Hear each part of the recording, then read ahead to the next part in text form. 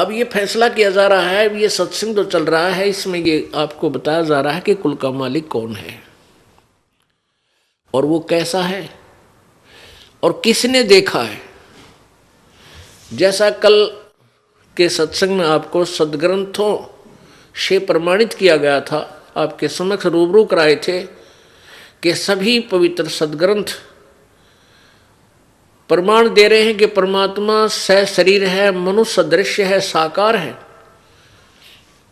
और वो ऊपर सतलोक में रहता है और वहां से चलकर आता है अपनी प्यारी आत्माओं को, अपने श्रेष्ठ भक्तों को मिलता है आकर के, दृढ़ भक्तों को, और उनको तत्व ज्ञान से परिचित कराता है। ये तो वेद बता रहे हैं उस परमात्मा की लीला कि वो परमात्मा वो भगवान होता है जो ऐसी लीला करता है। और परमेश्वर ने स्वयं कहा था कबीर जी ने कि वेद मेरा भेद है,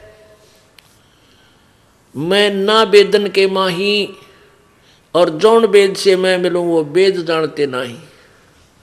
वेद, ये चारों वेद, ऋग्वेद, यजुर्वेद, अथर्ववेद और सामवेद, ये चारों वेद परमात्मा कबीर जी की महिमा से परिपूर्ण है, उस पूर्ण परमात्मा की महिमा से परिपूर्ण है। लेकिन इन चारों वेदों में परमात्मा कबीर भगवान पूर्ण परमात्मा के पाने की विधि नहीं है।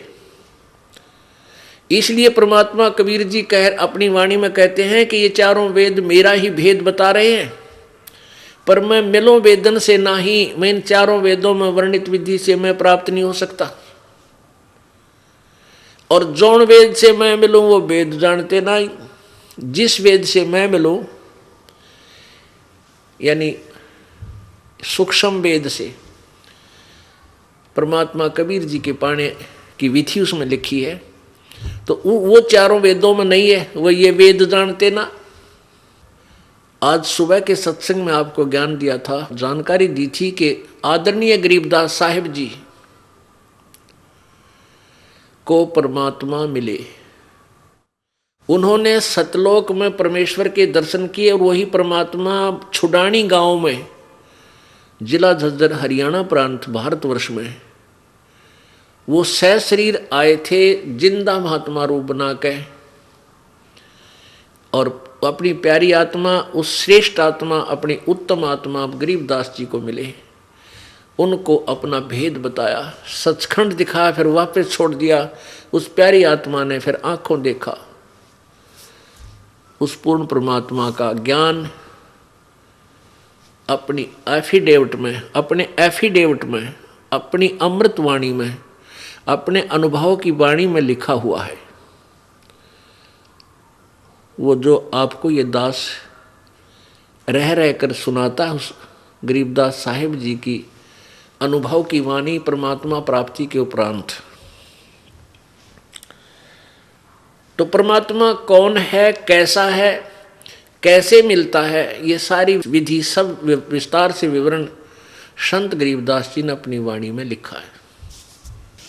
अब आपके समक्ष एक गवाह आदरणीय संत गरीबदास जी महाराज हो गए कि कबीर इज गॉड, कबीर भगवान है और यही कुल का मालिक है, ये पूर्ण परमात्मा है।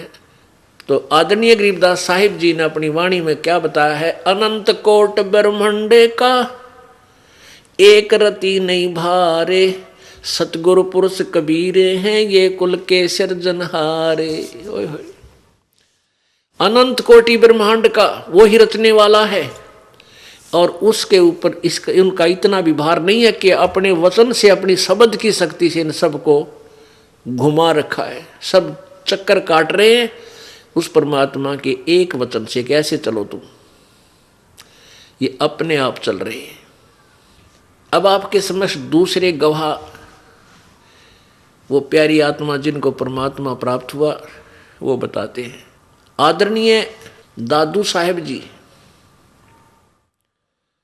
दादू साहेब जी जब 7 वर्ष के थे, 7-8 वर्ष के बालक थे, बच्चों में खेल रहे थे, वहां एक बूढ़ा बाबा बनकर यानी जिंदा महात्मा के रूप में परमात्मा प्रकट हुए। उनको तत्व ज्ञान से परिचित कराया और उस आत्मा को लेकर परमात्मा ऊपर सचखंड में गए, सतलोक दिखाया। उधर से दादू साहेब जी का शरीर अचेत हो गया, बेहोश हो गए, लेकिन मृत्यु नहीं हुई। आत्मा ऊपर चली गई, शरीर को जीवित रखा प्रभु ने। 3 दिन और 3 रात तक बेसुध पड़े रहे और जैसे स्वप्न देखते हैं ऊपर सतलोक सचखंड सब कुछ दिखाकर तीसरे दिन वापस छोड़ दिया। उसके बाद उस दादू साहेब जी ने, आदरणीय दादू साहेब जी ने परमेश्वर कबीर जी की कलम तोड़ महिमा गाई है।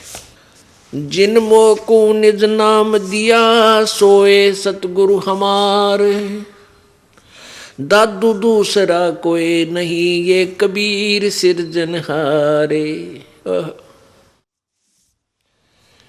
कहते हैं दादू साहब कह रहे हैं कि जिन मोको निज नाम दिया, जिसने मुझे वो सही मंत्र दिया, निज माने खास यथार्थ नाम दिया, और सोए सतगुरु हमार, दादू दूसरा कोई नहीं यो कबीर सिरजनहार। ओए होए ये परमात्मा, ये बंदी छोड़। अब उस परमेश्वर के कितने गवाह हैं जिन्होंने परमात्मा को देखा है। आपके समक्ष उन सभी गवाहों की अमृतवाणी सुनाई जाएगी। दादू नाम कबीर की जय कोई लेवे ओटे, उनको कभू लागे नहीं ये काल वज्र की चोटे। दादू साहब कह रहे हैं कि जो नाम कबीर जी के सच्चे नाम की जो ओट ले लेगा, पूर्ण संत से उपदेश लेकर, उसको काल के वज्र की चोट कभी नहीं लगेगी।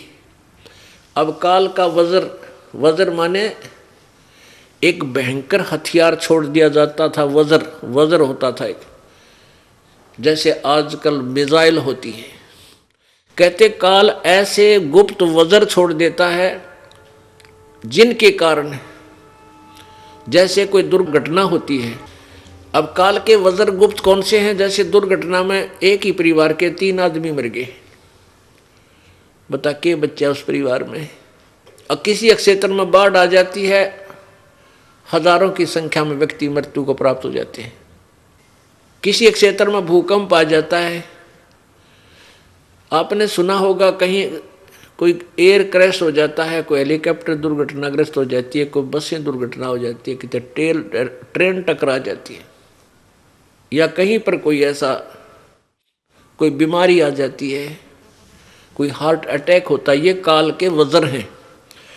और जो परमात्मा कबीर जी की शरण में आ जाते हैं उनके ऊपर ये अटैक नहीं हो सकते। हम इसीलिए भगवान की खोज करते हैं। उनको अगर कोई बीमारी रोग हो जाता है वो भी ठीक होता है, परमात्मा ठीक कर देते हैं। तो इसलिए परमात्मा के विषय में दादू साहब कह रहे हैं कि उनको कभी लागे नहीं। दादू नाम कबीर की जय कोई लेवे ओठ। नाम की ओट का तात्पर्य है जैसे आपने परमात्मा की शरण ले ली पूर्ण संत के द्वारा उपदेश लेकर, तो वह नाम की ओट होगी। कबीर जी के नाम की ओट, ओट माने शरण, रक्षा कवच। वो रक्षा कवच हो गया, भगवान अपने आप रखवाला होता है। और उनको कभू लगे नहीं काल वज्र की चोट। जो जो शरण कबीर के तिरगे अंत अपार। दादू गुण की ताक है कहत न आवे पार। जो कबीर जी की शरण में आए हैं ना जाने कितने पार हो गए, उनका वर्णन नहीं कर सकते। परमात्मा प्रत्येक कलयुग में, वैसे तो प्रत्येक युग में आते हैं, लेकिन उन 3 युगों में थोड़े ही जीव पार होते हैं और चौथे कलयुग में परमात्मा थोक के बाह से पार करते हैं बिना गिनती के। अब जो यह पिछली पीढ़ी प्रारंभ होगी, इसमें परमात्मा न जाने कितने लाखों करोड़ों अरबों तक को पार करेगा। और ये सुअवसर इसी युग में, कलयुग में और इस पिछली पीढ़ी में होता है। कुछ हजारों वर्षों तक ये ज्ञान चलेगा। हजारों वर्षों तक जो भी पुण्यात्मा परमात्मा की प्यारी होंगी, उनका जन्म आप पुण्यात्माओं के घर में अच्छी आत्माओं का होगा। वो पिछले पुण्यकर्मी प्राणी आएंगे, आपको भी कोई कष्ट नहीं होने देंगे, उनके कर्म इतने अच्छे होंगे। और फिर वो भक्ति करके अपना पार हो जाएंगे। हजारों वर्षों के बाद फिर नास्तिकता फिर पनपेगी, लोग दुष्ट हो जाएंगे। अब देख रहे हो कितनी गिरावट आ गई है समाज में, भक्त मनुष्य समाज में जुल्म हुआ पड़ा गति। और अब ये इस ज्ञान से एक बार फिर सेट होएगा, भगवान से डरने वाली अच्छी आत्मा ऊपर आवेंगी, उभरेंगी, और निकम्मी आत्मा भी अच्छी हो जाएंगी इस ज्ञान को सुन के। कोई किसी को दुखी नहीं करेगा, कोई लूटे खसोटे नहीं गा। उनको पता लग जाएगा किसके लिए कर रहा हूँ, और करूँगा तो फिर पाप भी मुझे भोगने पड़ेंगे। किसी का कोड लग रहा है, किसी की आँख फूट गई, किसी का कैंसर हो गया, किसी की जीभ कट गई, किसी का हाथ कटा पड़ा है। ये पाप कर्मों के परिणाम हैं। फिर जब को ये पता हो जाएगा कि ये जैसे जो हमें आपदाएं आती हैं, ये हमारे पाप कर्मों से आती है, फिर कोई बुरा नहीं कर सकता। अनजानपने में हाथ जला रहे हैं हम, अनजानपने में नंगे तार को, बिजली के तार को जिसमें करंट होता है, उसको भी छू लेता है बालक और मृत्यु को प्राप्त हो जाता है।